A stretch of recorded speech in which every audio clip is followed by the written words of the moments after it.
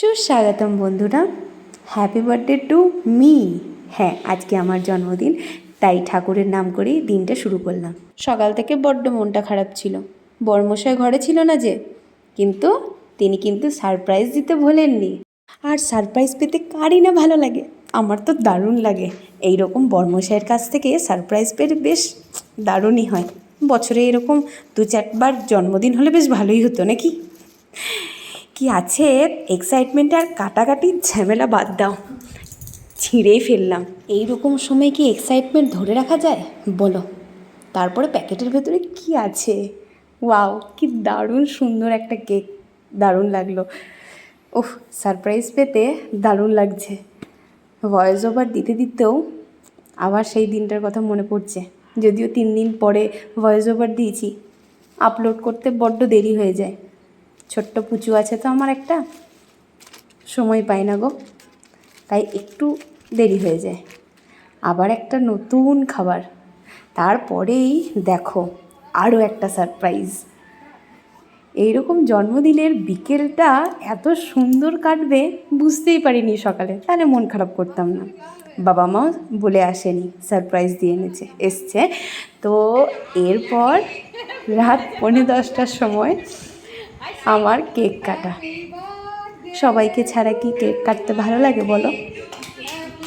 তারপরে বরমশাইও ছিলেন না, বরমশাই এলো, একসাথে সবাই মিলে কেক কাটলাম। যে পাঠিয়েছে তাকে ছাড়া সব কিছুই তো অসম্পূর্ণ, তাই না বল?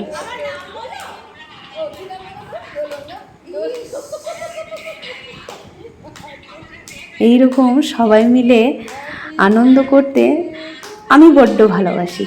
সবাইকে নিয়ে চললেই তো তবেই তো ভালো লাগে, তাই না? এই যে ফোনে উকি দিচ্ছে আমার ননদ, নন্দাই আর দিদি, সরি ভাগ্নি। এক্সাইটমেন্ট এখনও আমার কতটা, কি যে বলছি কে জানে।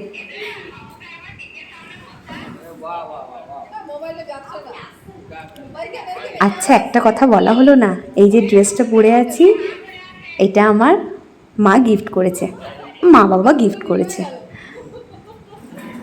কত গিফট পেয়ে গেলাম, তাই না? ফোনের ওই পার থেকে আমার ভাগ্নিকে ডাকছি, ও তো ছোট, ওকে একটু কেক দেখিয়েই দিই, কী করব, কাছে তো নেই। এই সময় দিদিদেরও খুব মিস করি, কাছাকাছি থাকলে চলে আসতে পারতো, থাকেও অনেকটা দূরে, তাই আসতে পারে না সব সময়। এই ছোট্ট ছোট্ট আনন্দগুলোই খুব ভালো লাগে। ভগবানের আশীর্বাদে সবাই যেন এইভাবেই আমরা একসাথে থাকতে পারি। তোমরাও আমাদের পরিবারকে অনেক ভালোবাসা দিও। এই যে আমার বর্মশাই একজন, এত কি যে লজ্জা পায় ক্যামেরার সামনে আসতে। বউ এত ক্যামেরা ভালোবাসে, তবুও ক্যামেরার সামনে আসতে ইচ্ছা করে না।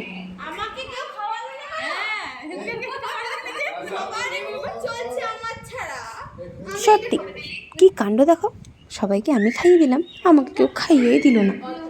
ইস, এই ছেলে মানুষগুলো থাকলেই বোধহয় জীবনটা বেশি সুন্দর হয়ে যায়, তাই না? এরপরে আসি রাতের খাবারে। অনেকটা রাত হলো, তাই এবার খাওয়া দাওয়ার পর্বটা শেষ করতে হবে। মা বাবা অনেকটা দূরে যাবে, আমরা এরপরেই বসবো। তোমাদের কেমন লাগলো আজকে আমার জন্মদিনের ছোট্ট ব্লগটা? আরেকজনকে দেখো কত দুষ্টু হয়েছে।